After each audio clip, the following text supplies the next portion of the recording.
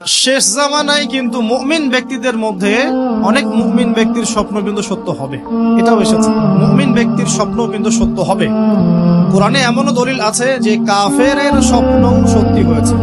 কোন সূরায় আছে কে বলতে পারবেন? কাফের ব্যক্তির স্বপ্ন সত্যি হয়েছে এমন দলিল কোরআনের কথায় আছে, কে বলতে পারবেন? হ্যাঁ, সূরা ইউসুফ কিনা আপনার? জি আশিক, ঠিক আছে, মাশাআল্লাহ। আশিক ভাইয়ের জন্য আমাদের একটা হাদিয়া থাকবে ইনশাআল্লাহ, আপনি আলোচনা শেষে নিয়ে যাবেন।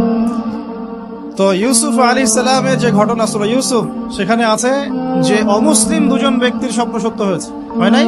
একজন এসে বলেছেন আমার মাথায় রুটি খেয়ে নিচ্ছে পাখি, আরেকজন বলেছে আমার হাতে ছিল শরাব, এই শরাব আমি পান করাচ্ছি রাজাকে, বাদশাকে।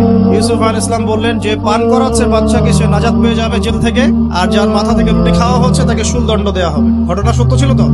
আচ্ছা, এখানে এই দুই ব্যক্তি কিন্তু মুসলিম নন, তারা কিন্তু অমুসলিম। তো যেটা বলছিলাম যে আল্লাহর পক্ষ থেকে মুমিন ব্যক্তিকে সত্য স্বপ্ন দেখানো হতে পারে শেষ জামানায়, বেশি বেশি হতে পারে। তাই যখন ভালো কোনো স্বপ্ন দেখবেন শুকরিয়া আদায় করবেন আল্লাহর কাছে, আর যদি খারাপ কোনো স্বপ্ন দেখেন তাহলে কাউকে বলতে যাবেন না। খারাপ স্বপ্ন দেখলে কাউকে বলতে যাবেন না, বরং 2 রাকাত নামাজ পড়ে আল্লাহর কাছে আশ্রয় চাইবেন। আল্লাহ, আমি এই খারাপ স্বপ্ন দেখেছি, এর থেকে তোমার কাছে আমি আশ্রয় প্রার্থনা করছি। পবিত্র কোরআনুল কারীমে সূরা আলী ইমরান এর 19 নম্বর আয়াতে আল্লাহ পাক বলছেন, বা'দা আউযু বিল্লাহি মিনাশ শাইতানির রাজীম, ইন্না দীনা ইনদাল্লাহিল ইসলাম। আল্লাহ রাব্বুল আলামিন নিজে বলছেন যে নিশ্চয়ই আল্লাহর কাছে একমাত্র গ্রহণযোগ্য দিন বা জীবন ব্যবস্থার নাম কি? ইসলাম। ইসলাম শব্দের অর্থ কি? আমরা বলি শান্তি। সত্যিকার অর্থে ইসলাম শব্দের অর্থ হচ্ছে আত্মসমর্পণ করা। কি করা? আত্মসমর্পণ করা। যে ব্যক্তি আত্মসমর্পণ করে, যে ব্যক্তি ইসলাম পরিপূর্ণরূপে পালন করে, তাকে আমরা বলি মুসলিম। যে ব্যক্তি ইসলাম পরিপূর্ণরূপে পালন করে তাকে আমরা বলি মুসলিম। যেমন এই মুসলিম শব্দের সাথে যে নবীর নাম জড়িত সেটা হলো, তিনি হলেন ইব্রাহিম আলাইহিস সালাম। সূরা হজ পড়ে দেখবেন, হুয়া সাম্মাকুমুল মুসলিমিন, তিনি তো আমাদের নাম দিয়েছেন মুসলিম, এই জাতির নাম দিয়েছেন। তিনি আমাদের জাতির পিতা, মুসলিম জাতির পিতা।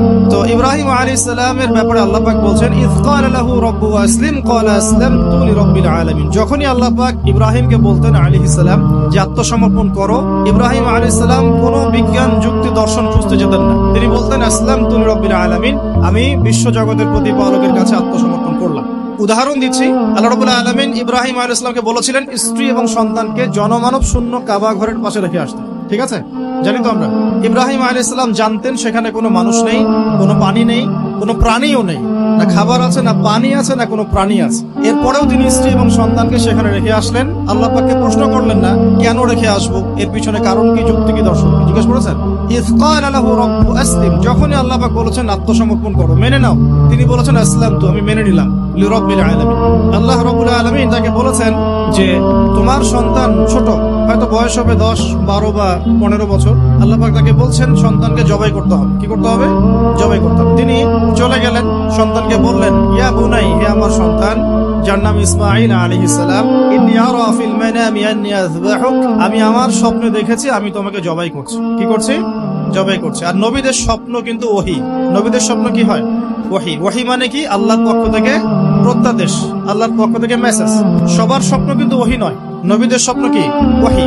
ওহী মানে আল্লাহর পক্ষ থেকে জ্ঞান, যেটা আল্লাহ পাক তার বান্দাদের মধ্য থেকে কিছু কিছু বান্দার কাছে পাঠান, বাছাইকৃত ভাবে। কিভাবে পাঠান? আল্লাহ পাক ফেরেশতার মাধ্যমে পাঠান। নবীদের স্বপ্ন ওহী। আর শেষ জামানায় কিন্তু মুমিন ব্যক্তিদের মধ্যে অনেক মুমিন ব্যক্তির স্বপ্ন কিন্তু সত্য হবে, এটাও এসেছে। মুমিন ব্যক্তির স্বপ্ন কিন্তু সত্য হবে।